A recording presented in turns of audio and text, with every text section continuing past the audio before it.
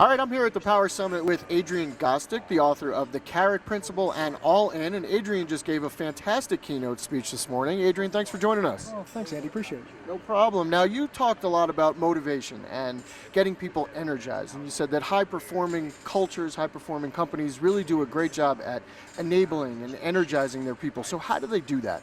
Well, there's a lot of specific ways organizations enable, energize, and also engage, too. And so what we found was these big three E's that we found in the highest performing organizations. A lot of times we're only worried about engaging people, but if I'm not enabled, if I don't feel supported and I have the right tools, training, and equipment, and if I don't feel energized, you're not recognizing me, you're not making me feel like I'm part of this process, very early in the process, I'm not going to be as productive an employee as I could be. Right, absolutely. The other thing that I found really interesting in your talk is the idea of managers and companies really needing to explain the why of people's work. That was something that I think that people really nodded in the audience, and they sort of understood that they probably don't do that all the time.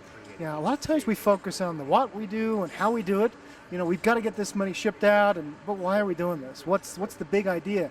And it seems like in the promotional industry, it needs a little bit more of a noble cause. We are marketers. We're helping people spread the message of their brands, and it's exciting, fun work.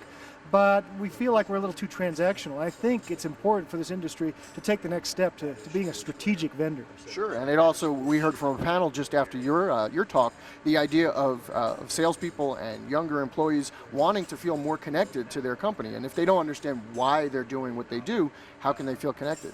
What was interesting, we had 4 people on that panel, and every one of them said, I want my company to be my second family. And isn't that great? And that what we find with younger workers, 30 and under, is they're leaving because they don't feel a cultural fit.